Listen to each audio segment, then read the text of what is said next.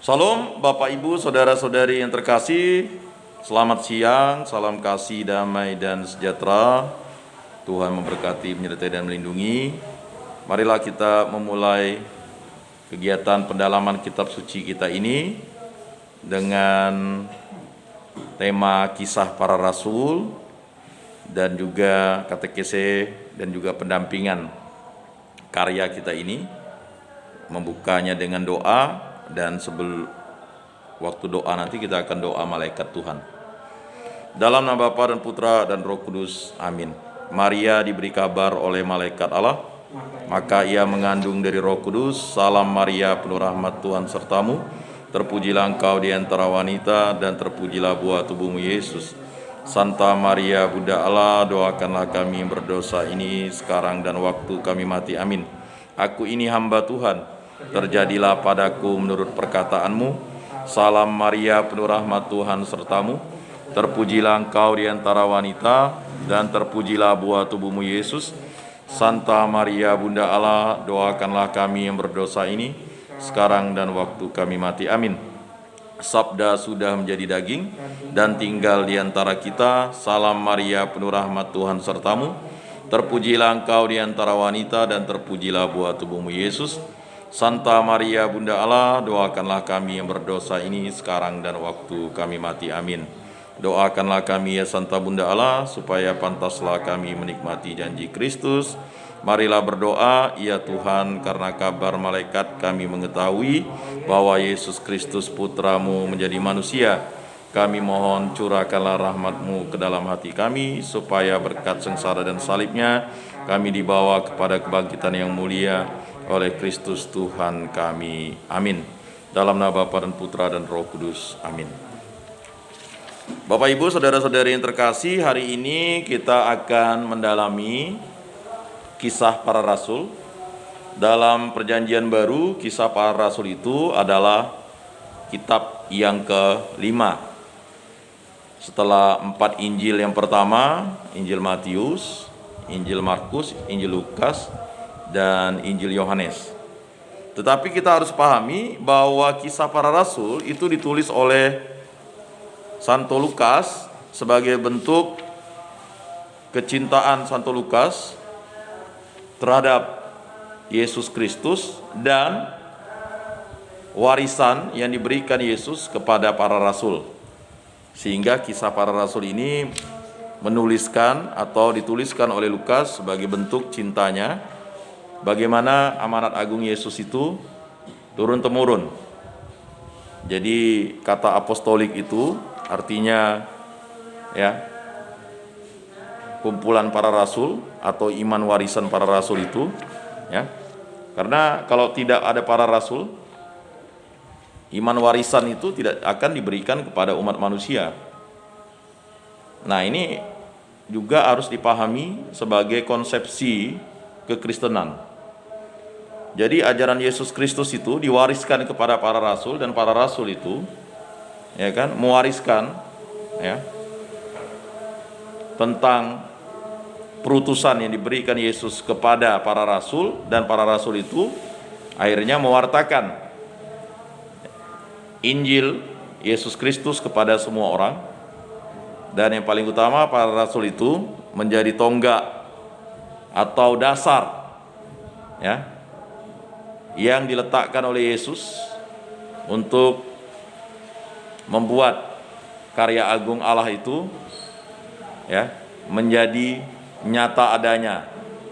Jadi janji Allah itu kekal abadi dan selamanya, dan melalui para rasul itulah kita mengetahui ya firman dan sabda Tuhan yang digenapi oleh Yesus Kristus.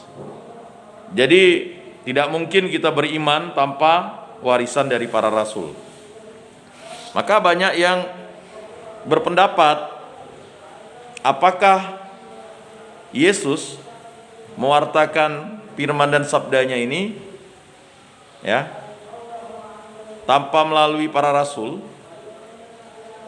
Pastilah firman dan sabda dari Tuhan Yesus itu tidak akan sampai sekarang di hadapan kita, dan kita dengar dan kita bisa menjadi percaya bahwa Yesus Kristus itu adalah Mesias, Tuhan dan Juru Selamat.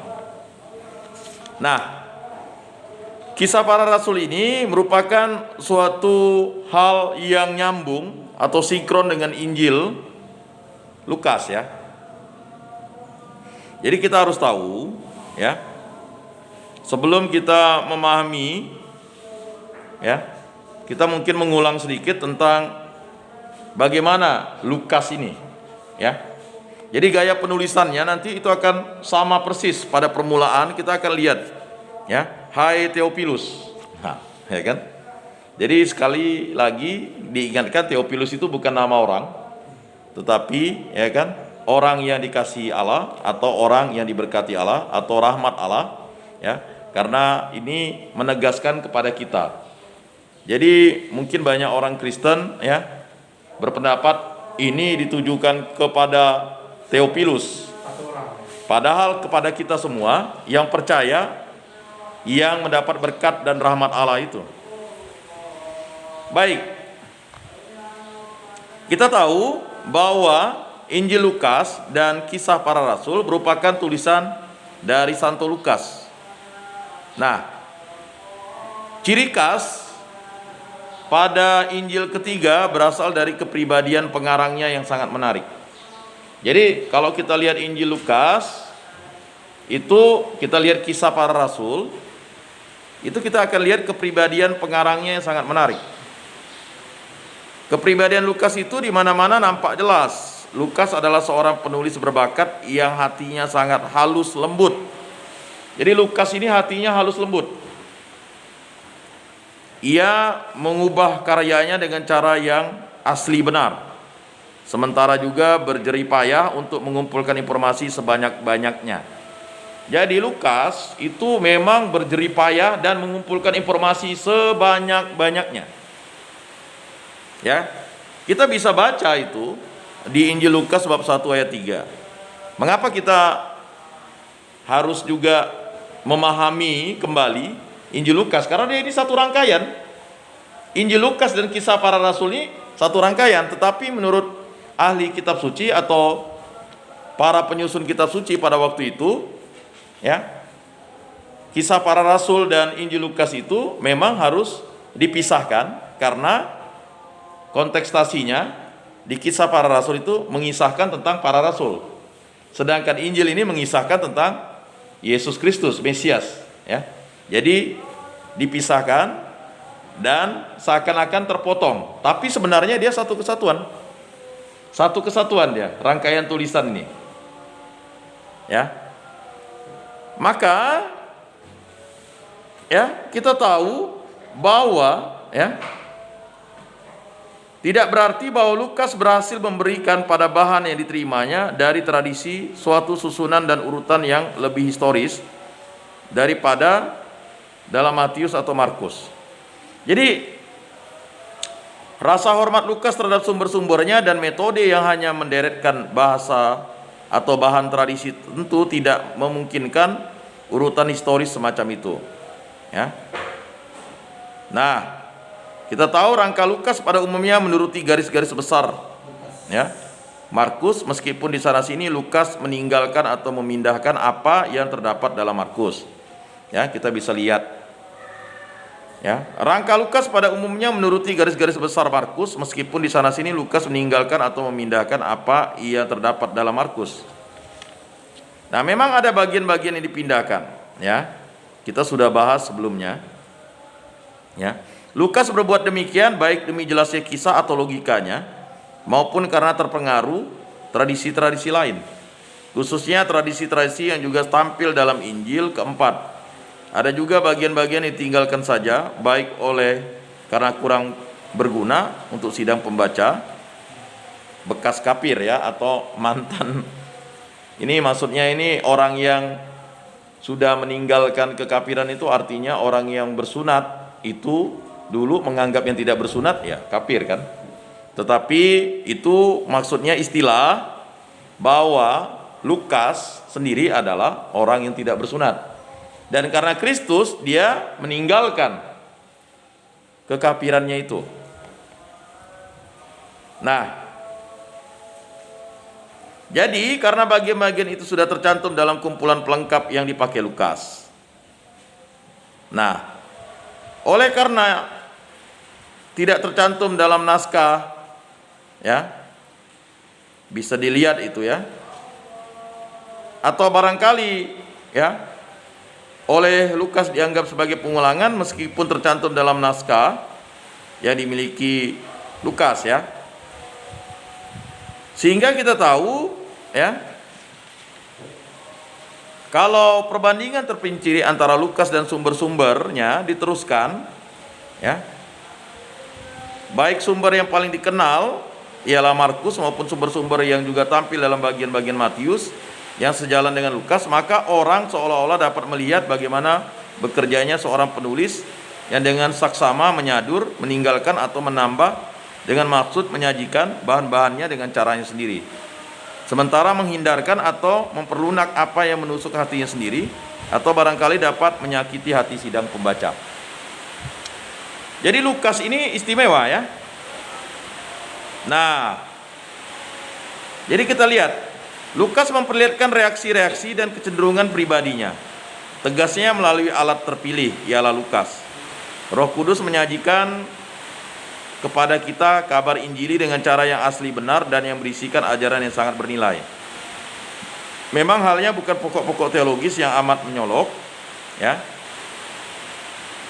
Lalu kita tahu bahwa melainkan suatu mentalita keagamaan. Dalam mentalita yang dengan halusnya terpengaruh oleh guru Lukas, yaitu Paulus. Sekali lagi kita tahu guru Lukas itu yaitu Santo Paulus. Jadi Lukas adalah murid Paulus ya. Sebagai penulis kelembutan hati Tuhan, Dante. Jadi kalau kelembutan hati Tuhan itu istilahnya Dante ya. Lukas suka menonjolkan belas kasihan Kristus kepada kaum berdosa ya. Dengan senang hati Lukas memperlihatkan kelembutan hati Yesus terhadap orang yang hina dan miskin, sedangkan yang kaya raya diperlakukan dengan keras. Kalaupun hukuman yang adil dijatuhkan, itu hanya sesudah penundaan penuh kesabaran dan belas kasihan. Hanya perlu orang bertobat dan menyangkal dirinya. Dan di sini hati Lukas yang lemah lembut ternyata hati jantan. Nah, lemah lembut itulah hati jantan sebenarnya. Banyak orang bilang lemah lembut hati betina. Tidak, lemah lembut itu adalah hati jantan. Ini harus dipahami. Banyak orang bilang lemah lembut itu ya, lalu feminim. Tidak, lemah lembut itulah ya. Lukas suka mengulang tuntutan penyangkalan diri yang mutlak dan pantang mundur, khususnya tuntutan meninggalkan kekayaan. Perlu diperhatikan juga bagian-bagian yang hanya tercantum dalam Injil ketiga mengenai perlunya berdoa dan teladan Yesus di bidang itu. Akhirnya sama seperti dalam kisah para rasul dan surat-surat Paulus. Demikian pun dalam Lukas, Roh Kudus berperan besar yang suka ditonjolkan oleh Lukas ya. Ini bersama dengan suasana rasa syukur karena anugerah diterima dari Allah dan kegembiraan rohani yang meresap ke dalam seluruh Injil ketiga itu, memberikan kepada karya Lukas ciri kemesraan yang mengesan di hati, menghangatkan batin. Jadi kalau kita baca Lukas itu belum lengkap kalau kita tidak membaca kisah para rasul. Gaya bahasa Markus agak kasar sedikit, penuh dengan kata dan ungkapan yang berbau bahasa Aram dan kerap kali kurang tepat bahkan salah, tetapi gaya bahasanya juga segar bugar dan populer, sehingga toh memikat hati. Gaya bahasa Matius masih juga berbau bahasa Aram, tetapi bahasa Yunaninya lebih halus, kurang konkret tapi lebih tepat. Gaya bahasa Lukas sesungguhnya agak majemuk. Bahasa Yunaninya adalah bermutu.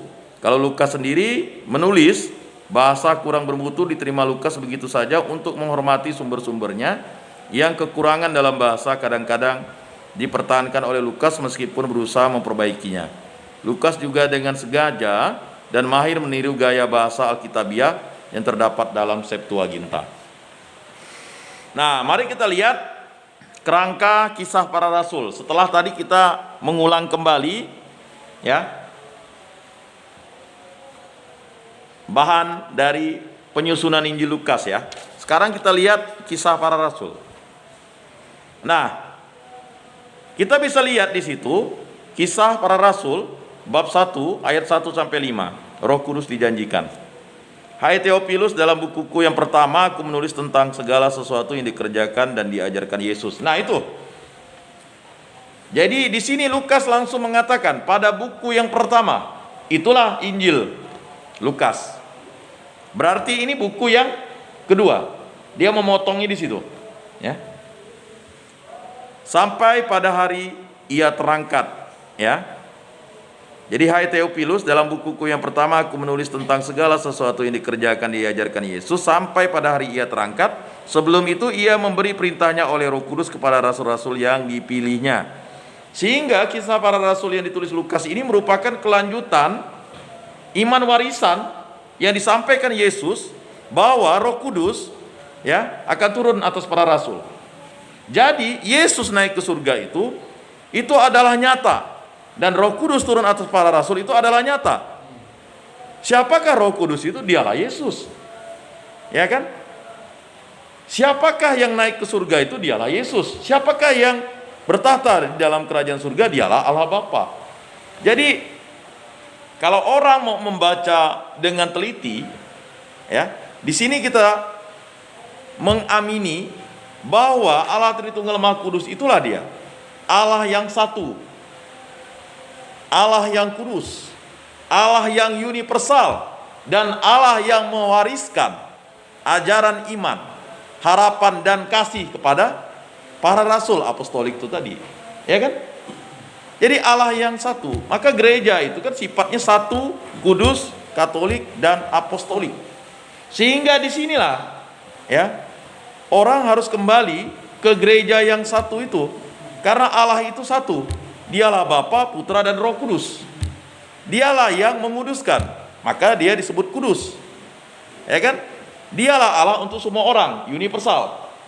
Katolik tadi itu.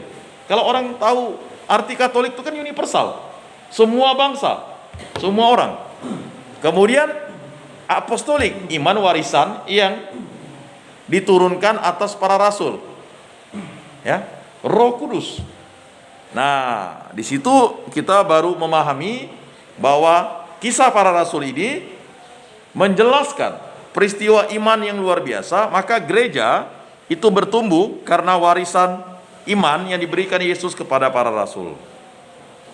Sebelum itu ia memberi perintahnya oleh Roh Kudus kepada rasul-rasul yang dipilihnya. Kepada mereka ia menunjukkan dirinya setelah penderitaan selesai, dan dengan banyak tanda ia membuktikan bahwa ia hidup. Sebab selama 40 hari ia berulang-ulang menampakkan diri dan berbicara kepada mereka tentang kerajaan Allah. Lukas berani menulis ini di kisah para rasul berulang-ulang. Kata berulang-ulang dalam 40 hari, bayangkan berulang-ulang. Ya. Kalau tadi kita tahu Matius, Markus kan mungkin sangat sedikit mengulas tentang ini, tetapi Lukas sangat detail. Sehingga kisah para rasul ini memang wajib dibaca. Ya. Kalau misalnya tidak dibaca dengan tuntas, akan mengakibatkan yang namanya mulai kita, ya, tidak melihat itu sebagai suatu konteks. Dia ini tidak boleh lepas, ya. Pada suatu hari ketika ia makan bersama-sama dengan mereka, ia melarang mereka meninggalkan Yerusalem dan menyuruh mereka tinggal di situ menantikan janji Bapa. Yang demikian katanya, telah kamu dengar daripadaku, sebab Yohanes membaptis dengan air, tetapi tidak lama lagi kamu akan dibaptis dengan Roh Kudus. Luar biasa nih. Lukas tahunya dari siapa? Kalau tidak dari para rasul nih. Ini perkataan Yesus yang tidak ditulis di Injil lain, tapi ditulis di kisah para rasul. Pada suatu hari ketika ia makan bersama-sama dengan mereka, ia melarang mereka meninggalkan Yerusalem. Bayangkan. Dan menyuruh mereka tinggal di situ menantikan janji Bapa. Yang demikian katanya, telah kamu dengar daripadaku, sebab Yohanes membaptis dengan air, tetapi tidak lama lagi kamu akan dibaptis dengan Roh Kudus. Nah, ini luar biasa. Baptisan yang dilakukan dengan air itu harus disempurnakan dengan, ya, Roh Kudus. Itulah sakramen penguatan tadi itu, yang disimbolisasikan dengan sakramen penguatan atau sakramen krisma, ya. Nah, lalu kalau di Injil-Injil lain itu kan dituliskan pada akhir-akhir. Tapi Lukas menulisnya Yesus terangkat ke surga. Pas dipotong di Kisah Para Rasul. Ya kan? Maka bertanyalah mereka yang berkumpul di situ, Tuhan, maukah engkau pada masa ini memulihkan kerajaan bagi Israel? Bayangkan, para rasul ini masih dia mikir-mikirkan kerajaan yang di dunia nih. Padahal Yesus telah berulang-ulang menampakkan dirinya kepada mereka. Masih tidak ngerti nih murid-muridnya atau para rasul nih, masih meminta hal yang sama. Jawabnya, engkau tidak perlu mengetahui masa dan waktu yang ditetapkan Bapa sendiri menurut kuasanya. Mengapa Yesus mengatakan itu? Supaya muridnya memahami misteri agung iman itu harus terjadi atas mereka, dan mereka yang akan memahami misteri agung itu karena Roh Kudus yang turun atas mereka, yang akan membimbing mereka untuk memahami makna yang mereka tanyakan ini. Ya. Tetapi kamu akan menerima kuasa kalau Roh Kudus turun ke atas kamu. Itu kan. Jadi pertanyaan para rasul atau para murid Yesus ini, ya kan, Yesus balikkan lagi kepada mereka, tetapi kamu akan menerima kuasa kalau Roh Kudus turun ke atas kamu, dan kamu akan menjadi saksiku di Yerusalem dan di seluruh Yudea dan Samaria dan sampai ke ujung bumi. Luar biasa. Ini Kisah Para Rasul ini menerangkan bahwa yang menjadi saksinya adalah para rasul. Jadi kalau gereja itu lepas dari apostolik, itu gereja itu pasti, ya kan, akan tersesat begitu. Maka gereja yang satu, kudus, katolik dan apostolik, maka tahta apostolik itu menjadi suatu hal wewenang yang diberikan Yesus kepada para rasul dan diteruskan sampai sekarang. Maka kalau kita ingin melakukan perdebatan, ya kan, kita harus memahami kisah para rasul ini. Kan ada orang yang mungkin, mengapa kita harus tunduk terhadap tahta apostolik? Tunduk dalam artian gereja itu yang satu, kudus, katolik dan apostolik. Makanya hierarkial itu, ya, kita bersatu dengan gereja yang universal, dan kita tahu bahwa gereja itu Yesus Kristuslah yang mendirikan jemaatnya. Di atas batu karang ini akan kudirikan jemaatku. Ya kan? Ini kan sebenarnya kelanjutan dari apa yang disampaikan kepada Petrus. Ya kan? Ini disampaikan kembali oleh Yesus. Jadi kalau ada yang meragukan kata-kata Yesus di Kisah Para Rasul ini, jangan jadi orang Kristen. Kalau bukan orang Kristen silakan. Ya. Jadi Kisah Para Rasul ini banyak dihindari oleh, mohon maaf misalnya, gereja-gereja non-Katolik. Ya. Banyak dihindari. Mengapa? Karena tahta apostolik itu, kalau dia hanya membaca Lukas saja, kan ibaratnya buku pertama. Tetapi kalau dia lanjut ke buku kedua, disinilah kita tahu bahwa gereja itu sudah diatur oleh Yesus sedemikian rupa, dan kuasa itu diberikan kepada para rasul. Sehingga kuasa itu yang berasal dari Roh Kudus itu, ya kan, terus akan mengalir pada gereja yang didirikan oleh Yesus sendiri. Di sini kita harus memahami itu. Mengapa kita harus mewartakan kitab suci? Ya di Kisah Para Rasul ini. Bayangkan tuh, kamu akan menjadi saksiku di Yerusalem dan di seluruh Yudea dan Samaria dan sampai ke ujung bumi. Sampailah ke ujung bumi, sampailah ke kita nih. Dan kita dibaptis kan? Amanat Agung bukan hanya dibaptis dengan air, tetapi dibaptis dengan Roh Kudus. Dan sampai ke ujung bumi. Makanya kita harus mewartakan firman dan sabda Tuhan sampai ke ujung bumi. Di Kisah Para Rasul ini sangat detail dan sangat jelas. Sesudah ia mengatakan demikian, terangkatlah ia disaksikan oleh mereka, dan awan menutupnya dari pandangan mereka. Jadi yang menyaksikan Yesus terangkat ke surga itu adalah para rasul. Jadi tidak ada yang bisa membantahnya lagi. Karena para rasul itu terdiri atas belasan orang kan? Belasan orang. Ditambah Matias. Tapi Matias mungkin, ya, ketika peristiwa ini, ya, mungkin dia belum bergabung atas kolegium para rasul kan? Ya berarti belasan orang, ya sekitar 11, kesebelasan kan? jadilah kesebelasan. Ya, hebat itu kata 11 itu. Ya, jadi bermain bola 11. Dapat dari mana? Ya kan, dari kesebelasan ini ya. Nah, ketika mereka sedang menatap ke langit waktu ia naik itu, tiba-tiba berdirilah 2 orang yang berpakaian putih dekat mereka. Nah, ini kan otentik, sangat jelas. Berdirilah 2 orang berpakaian putih. Ya. Jadi kalau nanti orang kudus itu pasti berpakaian putih. Ya. Nah, dekat mereka dan berkata kepada mereka, "Hai orang-orang Galilea, mengapakah kamu berdiri melihat ke langit? Yesus ini yang terangkat ke surga meninggalkan kamu akan datang kembali dengan cara yang sama seperti kamu melihat dia naik ke surga." Jadi ini suatu kesaksian itu ada 2 orang. 2 orang berpakaian putih, berarti dia ini 2 malaikat Allah. Ya. Yesus naik ke surga dan akan turun ya dengan cara yang sama. Maksudnya akan kembali dengan cara yang sama seperti kamu melihat dia naik ke surga. Ini kan semacam ilusi atau semacam kiasan.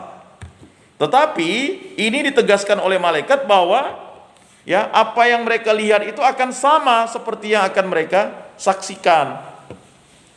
Jadi dialah Allah Bapa, dialah Yesus Kristus, dialah Roh Kudus itu. Nah, sekarang kita sudah mulai memahami ya, rasul-rasul menanti-nanti. Nah, berarti yang ditulis Lukas ini ada 11 orang yang menyaksikan Yesus naik ke surga. Tanpa Yudas ya. Nah, nanti kan kita lihat ini. Kan tadi cerita nih, Roh Kudus dijanjikan kerangkanya ya. Nah, sekarang rasul-rasul menanti-nanti. Ini memang kita agak detail bacanya supaya nanti konsepsinya sama. Maka kembalilah rasul-rasul itu ke Yerusalem. Nah, jelas Lukas katakan, kembalilah rasul-rasul itu ke Yerusalem dari bukit yang disebut Bukit Zaitun, yang hanya seperjalanan Sabat jauhnya dari Yerusalem. Seperjalanan Sabat jauhnya dari Yerusalem. Jauh enggak tuh? Wah, seperjalanan Sabat. Jauhnya dari Yerusalem. Setelah mereka tiba di kota, naiklah mereka ke ruang atas. Mereka naik ke ruang atas. Tempat mereka menumpang. Nah, mereka itu ialah Petrus dan Yohanes. Petrus dan Yohanes. Yakobus dan Andreas. Ya. Nih, Petrus dan Yohanes sepupu, Yakobus dan Andreas sepupu. Petrus itu abang kandung Andreas. Andreas kan saudara. Iya. Yakobus dan Andreas kan saudara. Itu luar biasa ya. Lalu, nah ini berpasangan ya, Petrus dan Yohanes, Yakobus dan Andreas, Filipus dan Thomas. Makanya biasanya ketika pertanyaan untuk anak SD berpasang-pasangan itu kan sering kalau dia menggunakan pasangan yang di Injil itu kan. Tapi kalau di Kisah Para Rasul ini agak unik dia. Petrus dan Yohanes, ya, Yakobus dan Andreas, Filipus dan Thomas itu sepasang. Jadi kita tahu bahwa mereka diutus berdua-dua. Jangan-jangan inilah, ya kan, pertanyaan. Kan banyak yang bertanya tuh, kan dia diutus dua-dua nih, 12 orang nih. Siapa pasangannya? Dijawab di Kisah Para Rasul nih. Siapa yang bisa menuliskan ini kalau enggak Lukas bertanya-tanya kepada para rasul kan? Nah, jadi jawaban yang mungkin ada yang bertanya ya. Karena saking kritisnya orang waktu misalnya kita pendalaman kitab suci kan. Nah, dijawab di sini nih di Kisah Para Rasul. Ya, pasangan mereka yang diutus berdua-dua itu ya Petrus dan Yohanes, Yakobus dan Andreas, Filipus dan Thomas, Bartolomeus dan Matius, Yakobus bin Alpius dan Simon orang Zelot, dan Yudas bin Yakobus. Nah, Yudas bin Yakobus itulah dia Yudas Tadius tuh. Ya kan? Berarti Yudas bin Yakobus dan Yudas Iskariot waktu itu bersama dia. Ya. Mereka semua bertekun dengan sehati dalam doa bersama-sama dengan beberapa perempuan. Nah, bersama-sama dengan beberapa perempuan. Yang ditulis di sini serta Maria. Kata perempuan-perempuan Maria Magdalena, Maria dan Marta yang lain, tetapi otentiknya Lukas tidak menonjolkan Bunda Maria. Dia tulis di situ beberapa perempuan serta Maria, ibu Yesus. Jadi jelas ya, peran Bunda Maria sebagai ibu para rasul itu, bunda gereja itu, di sini bunda Allah, bunda gereja kan, bunda para rasul. Tidak terbantahkan lagi. Ya kan? Serta Maria ibu Yesus dan dengan saudara-saudara Yesus. Saudara-saudara Yesus ya, sepupu tadi. Yakobus, Yudas, Yoses ya. Ya kan, yang menulis surat Yudas nanti kan itu bukan Yudas Tadius atau Yudas Iskariot, apalagi Yudas saudara sepupunya Yesus. Cuman orang nih masih bertanya-tanya terus kan. Nah, ini harus dipahami. Lalu, nah ini jadi jelas ya tadi ya. Lalu Matias dipilih menggantikan Yudas. Nah, ini luar biasa. Pada hari-hari itu berdirilah Petrus di tengah-tengah saudara-saudara yang sedang berkumpul itu. Nah, ini Petrus sebagai pemimpin para rasul kan, Paus pertama atau uskup Yerusalem pertama kan, itu kan tadi kembalilah ke Yerusalem kata Yesus kan. Berarti Yesus menetapkan Yerusalem itu sebagai ya gereja perdana atau karya perdana para rasul itu, dan pimpinannya adalah Petrus setelah Yesus naik ke surga kan. Pada hari-hari itu berdirilah Petrus di tengah-tengah saudara-saudara yang sedang berkumpul itu, kira-kira 120 orang banyaknya, lalu berkata, luar biasa tuh. Jadi dari total 12 murid ya, lalu dikumpulkan orang-orang yang memang ya ada 12 rasul tapi kehilangan satu rasul ya, karena tadi Yudas sudah tidak dalam kumpulannya, Yudas Iskariot. Kemudian ada 120 orang, berarti 120 orang itu luar biasa ya. Nah, inilah yang disebut dengan ya luar biasa nih, sidang pertama yang dipimpin oleh Petrus ya. Nah, jadi lalu berkata, hai saudara-saudara, harus genap nas kitab suci yang disampaikan Roh Kudus dengan perantaraan Daud tentang Yudas. Bayangkan, hai saudara-saudara, harus genap